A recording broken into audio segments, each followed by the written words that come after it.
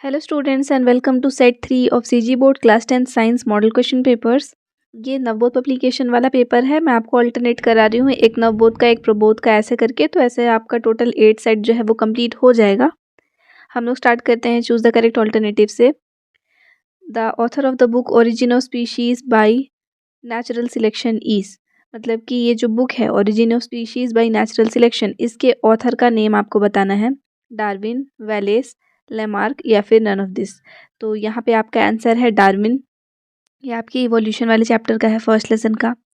Then इसके बाद में विच acid is found in tamarind, ये हम लोग बार बार रिपीट होता हुआ देख रहे हैं, तो आपको ये एसिड वाला अच्छे से पढ़ लेना है कि कौन से सब्सटेंस में कौन सा एसिड रहता है। टैमरिंड में टार्टेरिक एसिड है, तो ये हम लोग यहाँ से कर लेंगे। Then transmission of heat in vacuum takes place by, vacuum में हीट का ट्रांसमिशन कैसे होता है, सॉलिड में कैसे होता है और लिक्विड्स में कैसे होता है, ये तीनों भी आपको देख लेना है अच्छे से। तो वैक्यूम में जो ट्रांसमिशन है वो रेडिएशन के थ्रू होता है। Then term ecology was first used by, ecology ये जो टर्म है ये फर्स्ट टाइम यूज़ किए थे A.G. टेंसले, तो ये यहाँ पे हो जाएगा इसका आंसर। देन इसके बाद में आते हैं in an open moist place mould grow on a piece of bread, कोई भी ऐसा खुला जगह है, मॉइस्चर है वहाँ पे, तो ब्रेड के ऊपर में माउल्ड्स ग्रो होने लगते हैं। तो फ्यू डेज के बाद उसमें वॉर्म्स, फ्लाइज, ये सारी चीज़ें भी देखने मिलती हैं। तो इस फूड चेन में जो लास्ट ट्रॉफिक लेवल है उस पर कौन है, तो यहाँ पे लास्ट ट्रॉफिक लेवल पे फ्लाइज रहते हैं। तो आंसर हो जाएगा ऑप्शन सी, फ्लाइज। क्योंकि फर्स्ट जैसे वो ब्रेड था तो उसके ऊपर में माउल्ड्स ग्रो हुए, तो ये आपका फर्स्ट ट्रॉफिक लेवल हो गया। सेकेंड माउल्ड से वॉर्म बना, फिर वॉर्म्स को जो खाएंगी वो फ्लाइस होंगी, तो ऐसे करके आपको लेके जाना है। Then gland found in the brain by which secretion of hormone in our body is controlled, हमारे बॉडी में जो भी हार्मोन सेक्रीट हो रहा है उन सबको कंट्रोल करने का काम पिट्यूटरी ग्लैंड में का है, और यही आपके ब्रेन में रहता है। तो आंसर हो जाएगा आपका 6 का A, pituitary gland. Then an object is placed between two plane mirrors inclined at an angle of 45 degree with each other, दो यहाँ पे प्लेन मिरर्स हैं जो कि 45 डिग्री पे इंक्लाइंड है एक दूसरे से। तो आपको बताना है कि नंबर ऑफ इमेजेस कितने बनेंगे। मैं आपको ये ऑब्जेक्ट और इमेज वाला जो है ये एक फार्मूला से सॉल्व होता है, और वो मैं आपको बहुत अच्छे से एक्सप्लेन की थी क्वेश्चन आंसर वाले वीडियो में। आई होप आपको याद होगा। यहाँ पे आंसर आपका ऑप्शन सी है, टोटल 7 इमेजेस बनेंगे, तो आप टिक करोगे ऑप्शन सी को। Then which type of lens is used in simple microscope, simple microscope में कॉन्वेक्स लेंस यूज होता है जिसका कि फोकल लेंथ कम हो। तो यहाँ पे आप आंसर लिखोगे option B, convex lens of less focal length. Then question number 9, chemical formula of methanol, ये भी इंपॉर्टेंट है। मिथेनॉल और इथेनॉल का क्वेश्चन बार बार दिख रहा है। तो मिथेनॉल सिंगल कार्बन वाला अल्कोहल है, तो हम लोग लिखेंगे CH3OH। आंसर आपका ऑप्शन ए हो जाएगा। देन इसके बाद में आ जाते हैं आप ऑप्शन आपका 10th क्वेश्चन जो है फार्मूला ऑफ बेकिंग सोडा। तो बेकिंग सोडा और वॉशिंग सोडा भी इंपॉर्टेंट है। तो यहाँ पे आपका आंसर बेकिंग सोडा के लिए याद करो NaHCO3 है, सोडियम बाइकार्बोनेट बेकिंग सोडा, और सोडियम कार्बोनेट जो है ये वॉशिंग सोडा। तो बाइकार्बोनेट को बेकिंग सोडा में लेना है, ऐसे करके याद करो। नेक्स्ट है fill in the blanks. Solar cooker transforms dash energy into dash energy, solar cooker है तो ये सोलर एनर्जी को कन्वर्ट करता है, किस फॉर्म में कन्वर्ट करता है, तो हीट एनर्जी के फॉर्म में वो कन्वर्ट करता है। Then temporary hardness of water किसके वजह से होता है, कैल्शियम और मैग्नीशियम तो है, लेकिन इसका कौन सा फॉर्म, तो बाइकार्बोनेट, और अगर परमानेंट होता तो क्या लिखते, क्लोराइड्स और सल्फेट्स। देन इसके बाद में फंक्शनल ग्रुप, इसमें फंक्शनल ग्रुप आपका COOH है, तो कार्बोक्सिलिक लिख सकते हैं या फिर COOH। Then drivers use dash mirror to visualise the object behind, पीछे के ऑब्जेक्ट्स को विजुअलाइज करने के लिए ड्राइवर्स जो हैं वो कॉन्वेक्स मिरर का यूज़ करते हैं। Then direct contact between sensory and motor nerves, इन दोनों के बीच का जो डायरेक्ट कॉन्टैक्ट है वो किसके थ्रू होता है, सिनेप्सिस के थ्रू। ये हो गए आपके ऑब्जेक्टिव वाले क्वेश्चन। अब आ जाते हैं क्वेश्चन आंसर्स पे। फर्स्ट क्वेश्चन है what are trophic levels, trophic levels क्या है ये आपको बताना है। तो ट्रॉपिक लेवल्स क्या होते हैं कि किसी भी फूड चेन को रिप्रेजेंट करते हैं ना, जब भी हम लोग उसमें फ्लो ऑफ फूड या फिर एनर्जी, तो वो आपको लिविंग ऑर्गेनिजम्स को उसमें ऐसे रिप्रेजेंट करना होता है कि किस तक फ्लो हो रहा है एनर्जी। तो वो सारे ही वेरियस स्टेप्स जो कि एक फूड चेन में आपको देखने के लिए मिलते हैं, जिसके थ्रू हम लोग ट्रांसफ़र ऑफ फूड या फिर एनर्जी देखते हैं, उसी को ही हम लोग ट्रॉफिक लेवल्स बोलते हैं। जैसे अभी जस्ट ब्रेड वाले एग्जांपल में देखें। देन आपको बताने हैं फंक्शंस ऑफ स्पाइनल कॉर्ड, ये भी इंपॉर्टेंट है। स्पाइनल कॉर्ड का फंक्शन एटलीस्ट 2 से 3 फंक्शन आप याद करोगे, यहाँ पे 2 दिया है। स्पाइनल कॉर्ड जो है वो कोऑर्डिनेशन और कंट्रोल का काम करता है, रिफ्लेक्स एक्शंस हमारे जो हैं उनको। इसके बाद ये कम्युनिकेशन है ब्रेन और हमारे बाकी बॉडी पार्ट्स के बीच का, यही कम्युनिकेट करने में उनको हेल्प करता है। देन क्वेश्चन नंबर 4 है, केमिकल इक्वेशन देना है for the oxidation of alcohol. तो एल्कोहल के ऑक्सीडेशन से एसिड बनता है। अब अगर हम लोग 2 कार्बन वाला एल्कोहल लिए हैं तो 2 कार्बन वाला एसिड बनेगा, जैसे इथेनॉल से इथेनोइक एसिड। अगर मिथेनॉल लेते तो मिथेनोइक एसिड बनता, प्रोपेनॉल लेते तो प्रोपेनोइक एसिड बनता है। तो यहाँ पे C2H5OH है, तो यहाँ पे आप लिख दोगे CH3COOH। इसको दूसरे फॉर्म में हम लोग CH3CH2OH लिखते हैं। यहीं पे हम लोग को 2 हाइड्रोजन हटा करके एक ऑक्सीजन रख देना है, उसी को ही ऑक्सीडेशन बोल रहे हैं। तो 2 हाइड्रोजन हटा के एक ऑक्सीजन रखोगे तो COOH बन जाएगा। अब ये जो 2 हाइड्रोजन निकला है वो और एक ऑक्सीजन के साथ में H2O फॉर्म करता है। नेक्स्ट है एफ्लोरेसेंस क्या होता है। तो जो वॉशिंग सोडा होता है ना, उसमें 10 मॉलिक्यूल्स होते हैं वाटर के, जो उसके साथ लिंक्ड रहते हैं। इसको हम लोग वाटर ऑफ क्रिस्टलाइजेशन बोलते हैं। जब हम लोग इसको ओपन छोड़ देंगे एयर में तो 9 मॉलिक्यूल्स जो हैं वो वाटर के वो लॉस हो जाते हैं, उसमें से निकल जाते हैं। और ये जो सोडियम कार्बोनेट है वो मोनोहाइड्रेट के फॉर्म में आ जाता है। मतलब पहले हम लोग बोलेंगे कि सोडियम कार्बोनेट डेकाहाइड्रेट, क्योंकि 10 वाटर मॉलिक्यूल्स थे, अब उसमें से 9 जो है वो एयर में एस्केप हो जाते हैं और एक बच जाता है। इसी प्रॉपर्टी को एफ्लोरेसेंस बोलते हैं, मॉइस्चर का किसी भी सब्सटेंस से निकल के एटमॉस्फेयर में जाना। इसी का जस्ट उल्टा डेलिक्वेसेंस होता है, जहाँ पे एटमॉस्फेयर से मॉइस्चर जो है वो उस सब्सटेंस में आ जाता है, जैसे सॉल्ट, वो दोनों ही प्रॉपर्टीज़ को दिखाता है। देन इसके बाद में which fuel comes under fossil fuels. Fossil fuels के अंदर में कोल, पेट्रोलियम और नेचुरल गैस आते हैं। ये आपको ज़रूर याद रखना है क्योंकि ये क्वेश्चंस भी हम लोग देखे हैं। देन इसके बाद में क्वेश्चन नंबर 7 है, होमोलोगस और एनालोगस कैरेक्टर्स क्या हैं, एग्जांपल्स में आपको एक्सप्लेन करना है। ये मैं आपको ऑलरेडी बता दी थी, इसलिए मैं वापस से इस वाले वीडियो में नहीं जाऊंगी। इससे पहले के जो 2 वीडियोस देखे हैं उसमें ये था। अब आते हैं हम लोग, एसिड है एक सब्सटेंस जिसको कि ए यहाँ पे डिनोट किया है और एक को बी, इन दोनों को 2 बीकर्स में लिया गया। एसिड ए जो है वो पार्शियली आयोनाइज हो जाता है वाटर में और एसिड बी जो है वो कम्प्लीटली आयोनाइज हो जाता है वाटर में। इस बेसिस पे आपको बताना है कि ए और बी में से स्ट्रॉन्ग एसिड कौन सा है और वीक कौन सा है। स्ट्रॉन्ग एसिड्स हमेशा कम्प्लीटली डिसोसिएट होते हैं या फिर आयोनाइज होते हैं, और वीक एसिड जो है वो पार्टली होगा, तो पार्शियली। तो यहाँ पे फिलहाल जैसे कि एसिड बी जो है, हम लोग को यहाँ दिख रहा था ए पार्शियली आयोनाइज हुआ था, तो ए आपका वीक एसिड हो जाएगा। और बी क्योंकि कम्प्लीटली आयोनाइज हुआ है तो बी आपका स्ट्रॉन्ग एसिड है।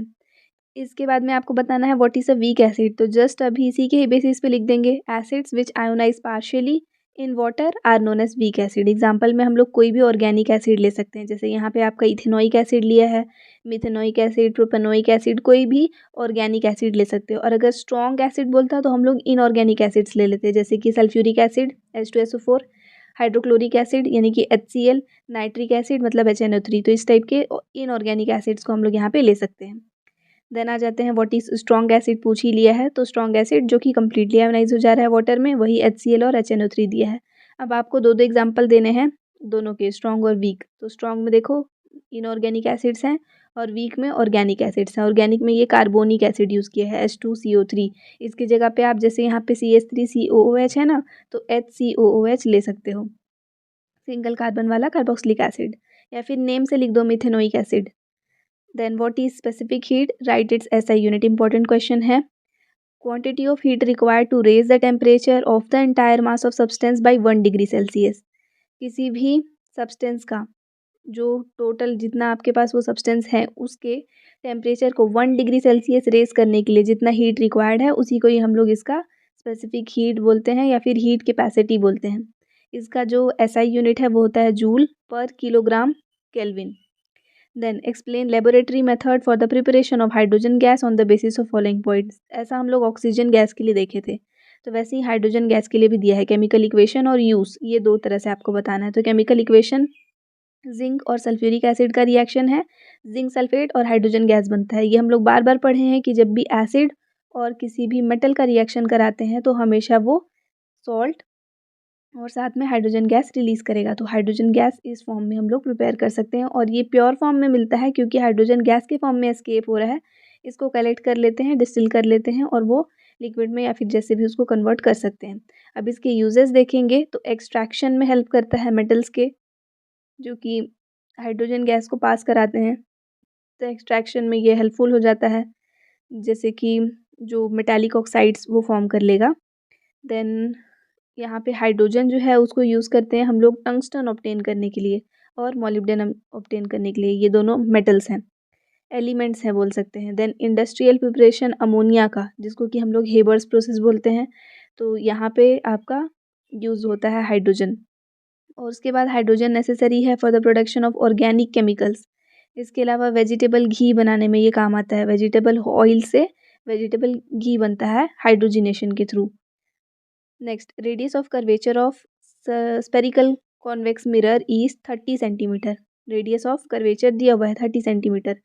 Determine the position of an object placed at a distance of 12 centimetre from the mirror. Mirror से कितना डिस्टेंस है उसका 12 सेंटीमीटर। तो यहाँ पे रेडियस ऑफ कर्वेचर 30 सेंटीमीटर दिया है, इससे फोकल लेंथ निकल सकता है। फोकल लेंथ जो है वो रेडियस ऑफ कर्वेचर का जस्ट हाफ होता है, तो 30 का हाफ करेंगे तो 15 हो जाएगा। इसके अलावा आपको ऑब्जेक्ट डिस्टेंस दिया हुआ है 12 सेंटीमीटर। हम लोग लेंस फार्मूला यूज़ करेंगे।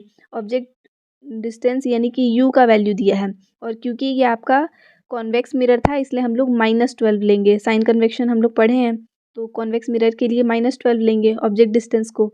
लेंस फार्मूला यूज़ करोगे 1f = 1u + 1v, 1/u + 1/v।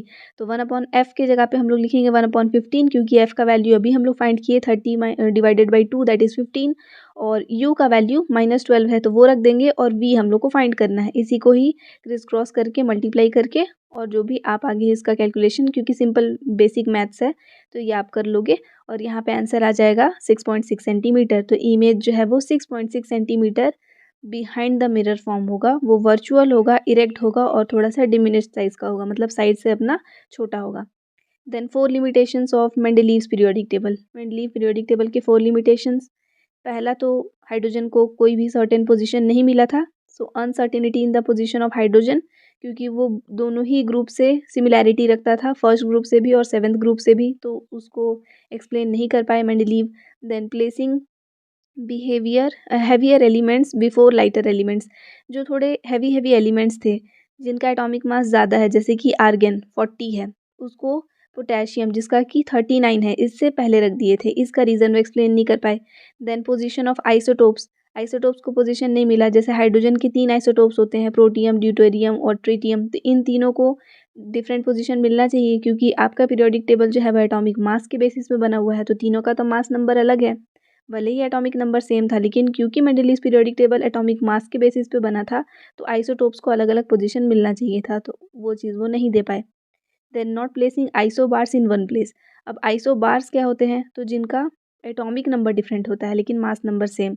तो कार्बन और आर्गन दोनों का जो मास नंबर है वो तो सेम है, और मास नंबर के बेसिस पे बना है, तो दोनों को एक ही जगह रख देना चाहिए था, अलग अलग क्यों रखे।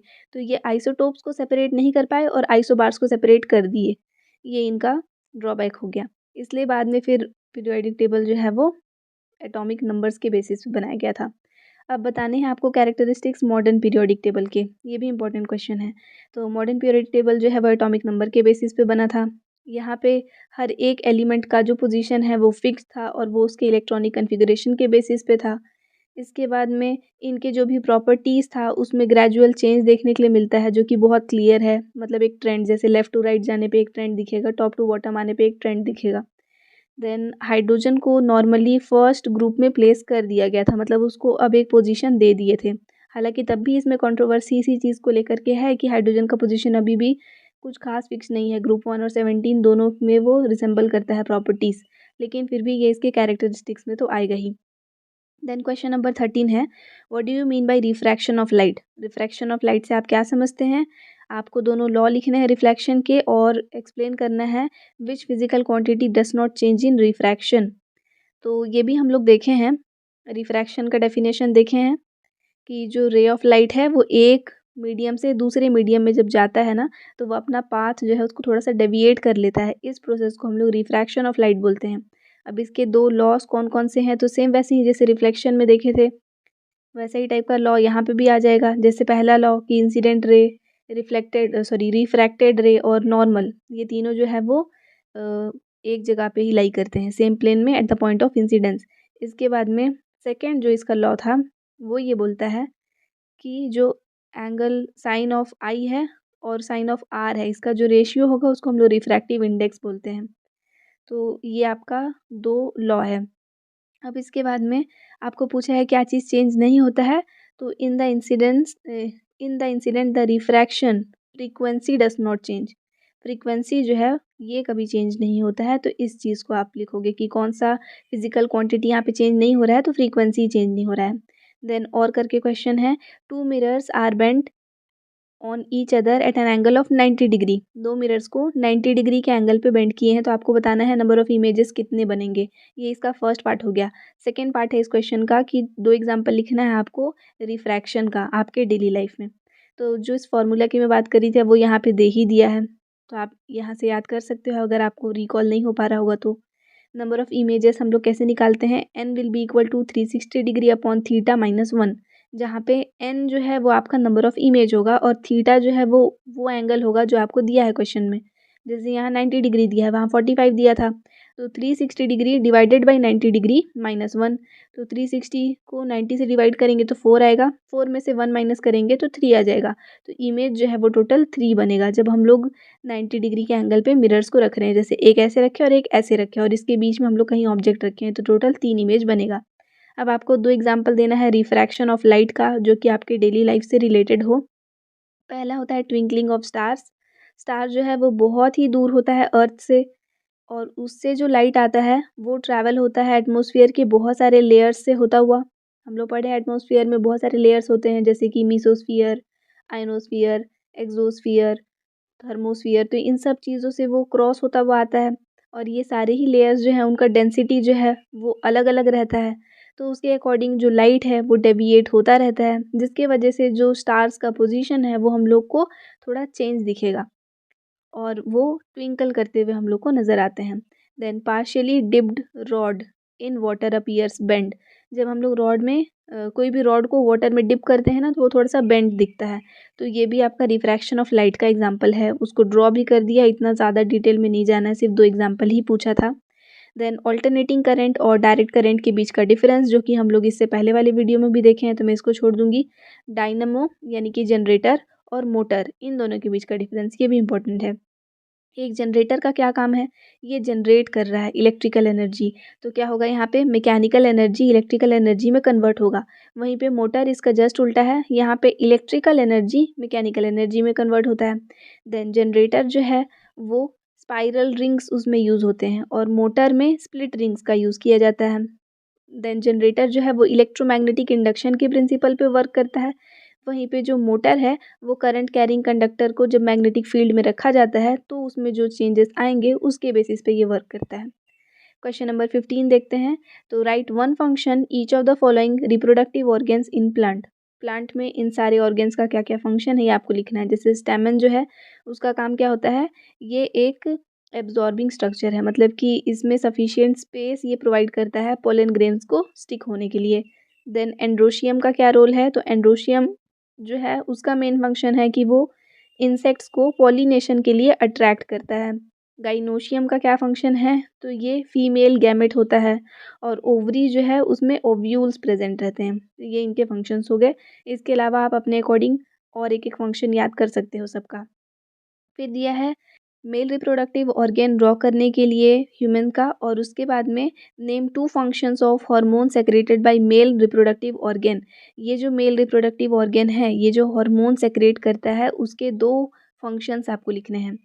तो यहाँ पहले एक्सप्लेनेशन देख लेते हैं। आपको हालांकि डायग्राम बनाने बोला है, तो जी जो ये डायग्राम है वो बनाएंगे। मेल और फीमेल रिप्रोडक्टिव ऑर्गेन का डायग्राम नेसेसरी है, क्योंकि हम लोग कंटिन्यूसली सारे ही सेट में, अभी तक ये थर्ड सेट है और तीनों में ही देख रहे हैं। Reproductive cells are produced in the reproductive organ. Reproductive organ में क्या बनता है, रिप्रोडक्टिव सेल्स बनते हैं।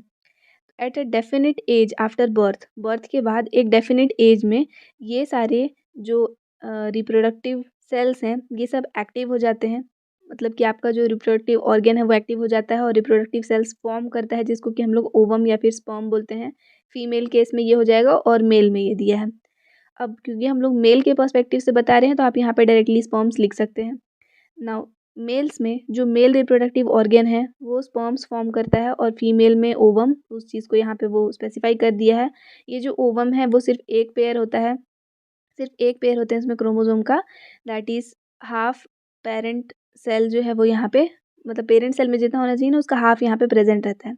फर्टिलाइजेशन के बाद में ये जो गैमेट्स हैं वो ज़ाइगोट बनाते हैं। तो इसके वजह से क्या होगा कि जो दोनों के हाफ हाफ हम लोग बोल सकते हैं, जो हाफ नंबर्स थे वो फ्यूज़ होकर के फिर नॉर्मल बना लेगा। ये जो फ्यूजन है वो ओविडक्ट में होता है। तो ये सारा आपका रिप्रोडक्टिव प्रोसेस है जो यहाँ पे एक्सप्लेन किया। आपको डायग्राम बनाने के लिए बोला था तो आप डायग्राम बनाओगे। एक्सप्लेनेशन दिया है तो वो मैं इसलिए बता दी क्योंकि वो आपके काम ही आएगा। अब जो हार्मोन सेक्रीट होता है ना मेल रिप्रोडक्टिव ऑर्गन से, वो होता है टेस्टोस्टेरोन। इसको कौन सेक्रीट करता है? तो मेल रिप्रोडक्टिव ऑर्गन में हम लोग टेस्टिस जो है वो सेक्रीट करता है। अब ये क्यों रिस्पॉन्सिबल है? तो ये स्पर्म्स के फॉर्मेशन में और जेनाइटल ऑर्गन्स के डेवलपमेंट में और मेल कैरेक्टरिस्टिक्स के डेवलपमेंट में काम आता है। Then explain sex determination in human under the following points. Which chromosome are obtained in mother and father? Which is the chromosome in sex determination in human? Represent sex determination in human by figure। ये भी हम लोग देख चुके हैं इससे पहले वाले वीडियो में। हालांकि डायग्राम में आपको अच्छे से एक्सप्लेन की थी, लेकिन जो ये पॉइंट वाले क्वेश्चंस बन रहे हैं ये दोनों, इस पे डील कर लेते हैं थोड़ा सा। तो जो क्रोमोसोम्स हैं जो मदर और फादर से ऑब्टेन होते हैं वो आपको बताना है। तो मदर से X and X chromosome, father से एक्स एंड वाई क्रोमोसोम। ठीक। Then which is the chromosome of sex determination in human? Human में सेक्स डिटर्मिनेशन का क्रोमोसोम कौन सा है? Chromosome Y. अगर ये प्रेजेंट होगा तो मेल, अगर नहीं होगा तो फीमेल। ये हो गया। देन थर्ड नंबर हम लोग डील कर चुके हैं, तो ये डायग्राम बना करके और उसके बाद इसका एक्सप्लेनेशन भी लिखोगे। और में है why did Mendel select P plant for experiment? Give 5 reason. बहुत बेसिक सा क्वेश्चन है लेकिन ईजी भी है, तो इसको छोड़ना नहीं है, पढ़ लेना है। मेंडल पी प्लांट को ही क्यों सिलेक्ट किए थे अपने एक्सपेरिमेंट के लिए, उसके 5 रीजंस आपको लिखने हैं। और इसको दूसरे फॉर्म में दिया है कि who is called the father of genetics, तो वो हम लोग लिखेंगे सर जॉर्ज जॉन मेंडल, ये फादर ऑफ जेनेटिक्स थे। उसके बाद उनका जो एक्सपेरिमेंट है उसमें कौन से प्लांट का यूज़ हुआ था, इस प्लांट को सिलेक्ट करने के रीजंस बताइए। तो ऐसे करके क्वेश्चन आ सकता है। तो जो इस एक्सपेरिमेंट को किए, जिनको फादर ऑफ जेनेटिक्स बोल रहे हैं, वो हो गए sir George John Mendel. Then इसके बाद में कौन से प्लांट पे एक्सपेरिमेंट किए थे? तो पी प्लांट पे। अब इसके कौन से रीजंस थे? पहला, पी प्लांट जो है वो एनुअल होता है, मतलब हर साल वो फल देता है। इसका लाइफ साइकिल बहुत छोटा होता है और इसके बहुत सारे जनरेशन्स होते हैं। इसके बाद इसमें क्रॉस पॉलिनेशन आसानी से कर सकते हैं। सेल्फ पॉलिनेशन और क्रॉस पॉलिनेशन दोनों ही यहाँ पे पॉसिबल है। तो जनरली सेल्फ पॉलिनेशन जो है और फर्टिलाइजेशन जो है वो सब उसमें होता है, जिसके वजह से जो कैरेक्टर्स हैं ना वो प्योर रहते हैं और जनरेशन बाय जनरेशन आपको यही प्योर कैरेक्टर्स देखने के लिए मिल सकते हैं। देन जो पी प्लांट है वो बहुत ही क्लियर कॉन्ट्रास्टिंग कैरेक्टर्स दिखाता है। इसके एग्जांपल्स आप लिख सकते हो, जैसे कि जो सीड्स होते हैं वो राउंड या फिर रिंकल्ड रहेंगे, ग्रीन या फिर येलो रहेंगे, पर्पल या फिर वाइट फ्लावर्स रहेंगे। तो बहुत ही क्लियर डिफरेंस दिखता है दो कैरेक्टर्स के बीच में। देन पी प्लांट जो है वो बाइसेक्सुअल होता है। अगर स्टैमेन को रिमूव कर देंगे तो वो यूनिसेक्सुअल के जैसे बिहेव करने लगता है। तो ये सारे रीजंस हैं। Now write any 3 precautions which you should take while doing electrical practices. तो आप अपने अकॉर्डिंग प्रिकॉशंस लिख सकते हैं। यहाँ पे बहुत सारा दिया है, 3 आपको पूछा है, बहुत सारा दिया है, उसके अकॉर्डिंग आप याद कर लेना। जैसे कि स्विच या फिर प्लग जो होते हैं उसको टाइटली फिट करना चाहिए। इलेक्ट्रिकल प्रैक्टिसेस आप जब भी कर रहे हो ना, कुछ भी ऐसा काम कर रहे हो इलेक्ट्रिसिटी से रिलेटेड, तो वहाँ पे आपको कौन से प्रिकॉशंस लेने हैं, किन चीज़ों का ध्यान रखना है वो लिखना है। तो स्विच और प्लग को टाइटली फिट करें, नहीं तो स्पार्क होने लगता है वो। इसके बाद जो वायर्स हैं उसमें प्रॉपर कवरिंग होना चाहिए, इंसुलेशन यूज़ करने से पहले, ताकि आपको शॉक नहीं लगे। डैमेज्ड वायर्स जो होते हैं या फिर पुअर कंडीशन है अगर वायर का, तो उसको इमीडिएटली रिप्लेस करना चाहिए। जो सर्किट है उसको तुरंत स्विच ऑफ कर देना चाहिए, ताकि जब भी मतलब फायर या कोई भी ऐसा एक्सीडेंट का केस ना हो। All the circuit should be protected by fuse wires of proper material and rating. Fuse wire से सारे सर्किट्स प्रोटेक्टेड हो, क्योंकि जब ओवरलोड होता है करंट तो ये फ्यूज नेसेसरी हो जाता है वहाँ पे। सारे ही इलेक्ट्रिकल अप्लायंसेस को प्रॉपरली अर्दन करना चाहिए ताकि आपको इलेक्ट्रिक शॉक नहीं लगे। और किसी भी सर्किट का कोई भी पार्ट अपने वेट हैंड से कभी भी टच नहीं करना चाहिए। देन यहाँ पे लास्ट ये क्वेश्चन पिछले बार भी हम लोग बहुत देखे थे और ये मैं आपको उस फॉर्म में कराई हूँ प्रीवियस ईयर क्वेश्चंस में। ज़रूर देखना प्रीवियस ईयर क्वेश्चन वाला जो आपका सीरीज़ है, क्योंकि वो बहुत इंपॉर्टेंट हो जाता है एग्ज़ाम के पर्सपेक्टिव से। तो यहाँ पे सिंबल्स बनाने हैं आपको, सेल का, बैटरी का, रजिस्टर का, वेरिएबल रजिस्टर का, जॉइनिंग वायर्स, विदाउट जॉइंट्स, और ammeter, voltmeter, bulb, fuse, key या स्विच, ऑन और ऑफ दोनों ही केस में। तो वो सारा फिगर आपका यहाँ पे दिया हुआ है, ये आपके टेक्स्ट बुक में भी है, वहाँ से भी देख सकते हो, और इनको ज़रूर प्रैक्टिस कर लेना। इसके अलावा फिर बाकी और यहाँ पर दिया है, बाकी के सारे जो इमेजेस रह गए थे। देन आ जाते हैं 18th क्वेश्चन में, वेल लेबल डायग्राम बनाना है ह्यूमन डाइजेस्टिव सिस्टम का। तो वो डायग्राम भी इम्पोर्टेंट है, ये भी हम लोग बाकी सेक्शंस में देखे हैं, सारे साइट्स में भी। तो ये भी इम्पोर्टेंट डायग्राम है डाइजेस्टिव सिस्टम का, ये आप ज़रूर प्रिपेयर करोगे, क्योंकि हम लोग टोटल कंट्रोल एंड कोऑर्डिनेशन वाला लेसन, मतलब लाइफ प्रोसेस वाला लेसन, जहाँ पे हम लोग न्यूट्रिशन, रेस्पिरेशन, ट्रांसपोर्टेशन और एक्सक्रीशन को पढ़े हैं। तो वहाँ पे ये सारे डायग्राम्स आपके हैं। हर एक पार्ट का आपको एक डायग्राम जो है वो याद कर लेना है। जैसे कि रिप्रोडक्शन वाला जो आपका प्रोसेस है, वहाँ पे आप रिप्रोडक्टिव ऑर्गन्स को देख रहे हैं। न्यूट्रिशन वाले प्रोसेस में हम लोग डाइजेस्टिव पार्ट्स को हम लोग देख रहे हैं। देन रेस्पिरेशन वाले प्रोसेस में आपको ह्यूमन रेस्पिरेटरी सिस्टम को देखना है। एक्सक्रीटरी सिस्टम का भी डायग्राम जो है वो इम्पोर्टेंट है। तो ऐसे करके आपको सारे ही चारों डायग्राम्स को एक बार ज़रूर देख लेना है। देन आपको नेम्स लिखने हैं डाइजेस्टिव ग्लैंड्स के, और वो ह्यूमन में कहाँ पे मिलते हैं वो लिखना है। मेनली दो टाइप के डाइजेस्टिव ग्लैंड्स हैं जो ह्यूमन बॉडी में रहते हैं। पहला होता है इंटरनल डाइजेस्टिव ग्लैंड और दूसरा होता है एक्सटर्नल डाइजेस्टिव ग्लैंड। तो इंटरनल डाइजेस्टिव ग्लैंड में गैस्ट्रिक ग्लैंड और ब्रूनर्स ग्लैंड आता है। एक्सटर्नल वाले में सलाइवरी ग्लैंड, लिवर और पैनक्रियास आते हैं। अब और में पूछा है one function each of digestive organs of human. Human का जो डाइजेस्टिव ऑर्गेन है उसका फंक्शन, जैसे आपका दिया है stomach, large intestine, small intestine और ईसोफेगस। तो स्टमक का क्या फंक्शन है, इसमें हाइड्रोक्लोरिक एसिड प्रेजेंट होता है जो कि कैल्शियम्स को डिसॉल्व करने में काम करता है, और ये क्या करेगा, इसके अलावा जो फाइब्रस प्रोडक्ट होते हैं उनको ब्रेक करके उसको लूज करता है। लार्ज इंटेस्टाइन जो है वो अनडाइजेस्टेड फूड जो स्मॉल इंटेस्टाइन से उसके पास आ रहा है, उसमें वो सॉल्ट और वाटर, इन सब चीज़ों को वो उसमें से एब्जॉर्ब करता है। स्मॉल इंटेस्टाइन का क्या काम है, तो वो फूड का डाइजेशन करता है। जैसे वो हमारे डाइजेस्टिव फूड जो है वो डाइजेशन जब हो गया है तो उसको वो एब्जॉर्ब करता है। देन ईसोफेगस, जिसको कि फूड पाइप बोलते हैं, ये फूड को ट्रांसफ़र करता है हमारे स्टमक में। अब आपको फंक्शन बताना है एचसीएल का, स्टमक में एचसीएल का क्या फंक्शन है। तो स्टमक जो है वो एक सबसे ब्रॉडेस्ट बैग जैसा स्ट्रक्चर है हमारे एलिमेंट्री कैनाल का, जिसमें कि गैस्ट्रिक ग्लैंड्स प्रेजेंट होते हैं उसके वॉल्स में। ये जो गैस्ट्रिक ग्लैंड्स होते हैं वो सेक्रीट करते हैं, वो सेक्रीट हो रहे हैं जैसे यहाँ पे, तो वो गैस्ट्रिक ग्लैंड जो है वो गैस्ट्रिक जूस सेक्रीट कर रहे हैं, जो कि proteins, digestive enzymes, pepsin, rennin, ये सारी चीज़ें उसके साथ में रहती हैं, और गैस्ट्रिक म्यूसिन भी। अब यहाँ पे एचसीएल का प्रोडक्शन होता है जो कि फूड में प्रेजेंट जो भी हार्मफुल सब्सटेंस होते हैं उन सबको डिस्ट्रॉय करने का काम करता है। अब देखो यहाँ पे आपको सिर्फ फंक्शन पूछा है एचसीएल का, लेकिन पूरा ही एक्सप्लेन किया हुआ है, इसलिए इसके काफ़ी सारे आंसर्स रहते हैं जो मैं कंसिडर नहीं करती हूँ याद करने के लिए। यहाँ पे अननेसेसरी भी चीज़ें भरी हुई होती हैं, टू द पॉइंट आंसर लिखना है, फेंकना नहीं है वहाँ पे जाकर के एग्जाम में। देन 19 क्वेश्चन है एक्सट्रैक्शन को एक्सप्लेन करना है, extraction of iron by haematite on the basis of following points. तो ये आपका एक्सट्रैक्शन वाला ही प्रोसेस है, कंसेंट्रेशन ऑफ ओर जो देख रहे थे उसी में ही। तो इन पॉइंट्स में आपको एक्सप्लेन करना है, पहला वही दिया है कंसेंट्रेशन ऑफ ओर। तो हेमेटाइट ओर को कंसेंट्रेट किया जाता है। अब हेमेटाइट ओर क्योंकि ये आयरन वाला सब्सटेंस है, तो यहाँ पे ग्रेविटी सेपरेशन मेथड अच्छा रहता है। देन यहाँ पे फिर आपसे बोला है reduction of oxide to metal, chemical equation आपको लिखना है। तो ग्रेविटी सेपरेशन को यहाँ पे एक्सप्लेन भी कर दिया है थोड़ा सा, प्रोसेस को पूरा। इसके अलावा जैसे रिडक्शन बताना है आपको, तो जो रोस्टेड ओर होता है उसमें कोक मिक्स करते हैं और लाइमस्टोन, लाइमस्टोन मतलब CaCO3, और उसके बाद में उसको ब्लास्ट फर्नेस में डाल दिया जाता है।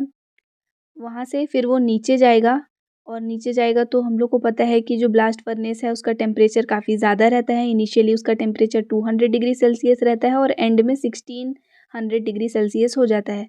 तो यहाँ पे ही सारे केमिकल रिएक्शंस होते हैं, जिसमें से जैसे आपका रिएक्शन दिया है जोन ऑफ रिडक्शन, रिडक्शन में जो कार्बन है वहाँ पे आपको ऑक्सीजन उसके साथ ऐड होकर कार्बन मोनोऑक्साइड फॉर्म करेगा। ये जो कार्बन मोनोऑक्साइड है वो फेरिक ऑक्साइड को फेरस ऑक्साइड में कन्वर्ट करता है। फेरस ऑक्साइड को फिर से कार्बन मोनोऑक्साइड के साथ रिएक्ट करो, ये फिर FeO बनाता है और उसके बाद में फिर इसका रिएक्शन करो फिर से कार्बन मोनोऑक्साइड के साथ में, तो फिर वो नॉर्मल Fe बना लेता है। मतलब कि आयरन में से ऑक्सीजन जो है वो हम लोग कम करते गए, तो ऑक्सीजन निकलने का ये जो प्रोसेस है इसी को ही हम लोग रिडक्शन बोल रहे हैं, इसलिए ये जोन ऑफ रिडक्शन है। देन जोन ऑफ स्लैग आता है जहाँ पे टेम्परेचर जो है वो 900 से 1200 डिग्री सेल्सियस तक रहता है। यहाँ पे कैल्शियम कार्बोनेट ब्रेक होगा कैल्शियम ऑक्साइड और कार्बन डाइऑक्साइड में। इसके बाद ये जो कैल्शियम कार्बोनेट है इसका रिएक्शन कार्बन के साथ कराएंगे, फिर से कैल्शियम ऑक्साइड और कार्बन मोनोऑक्साइड बनता है। कैल्शियम ऑक्साइड को सिलिकॉन डाइऑक्साइड के साथ रिएक्ट कराने से स्लैग फॉर्म हो जाता है, जिसको कि CaSiO3 बोलते हैं। देन जोन ऑफ कंबशन आता है या फिर फ्यूजन। तो कंबशन और फ्यूजन दोनों होगा। यहाँ पे टेम्परेचर 1200 से 1600 डिग्री सेल्सियस तक रहता है। यहाँ पे जो स्पॉन्जी आयरन है वो मेल्ट होगा, कम्प्लीटली मेल्ट हो जाता है। ये जो मोल्टेन आयरन है वो फिर वहाँ पे सैचुरेटेड फॉर्म में बचता है और कार्बन जो है वो उसमें से निकलने लगता है। ये जो स्लैग होता है वो क्योंकि हैवी होता है तो वो सेटल होने लगेगा बॉटम में, और जो भी उसमें इम्प्योरिटीज़ प्रेजेंट है जैसे सिलिकॉन, फॉस्फोरस, मैंगनीज, ये सब भी सेटल हो जाता है और अब जो आयरन बचा है उसको पिग आयरन बोलते हैं। नेक्स्ट एक्सप्लेन करना है आपको फॉलोइंग मेथड्स को: gravity separation method, flotation method और मैग्नेटिक सेपरेशन मेथड। इन सब को भी हम लोग डील कर चुके हैं। तो यहाँ पे आपका ये जैसे ग्रेविटी सेपरेशन पहले देख लिए, फ्लोटेशन और मैग्नेटिक सेपरेशन इनको भी देखे हैं। तो यहाँ से आप आंसर्स लिख सकते हो, और चाहो तो आप पहले वाला सेट आप देख चुके हैं उसमें भी है, या फिर आपके जो आप लेसन कंप्लीट किए हो वहाँ से मिल जाएगा, तो वो आंसर्स ज़्यादा बेटर होंगे इस वाले से। तो वहीं से आप उसको स्टडी कर लेना और आपका ये जो थर्ड सेट है वो यहाँ पे कंप्लीट हो जाता है। आई होप आपको ये वीडियो समझ में आया। नेक्स्ट में हम लोग फोर्थ सेट देखेंगे। ये सारा ही वीडियो आपको साइंस की प्लेलिस्ट में मिल जाएगा, जो कि फिलहाल स्क्रीन पे डिस्प्ले हो रहा है। इसको क्लिक करके बॉटम पे जाके आप यहाँ पे सारे वीडियोस देख सकते हैं। Thanks for watching.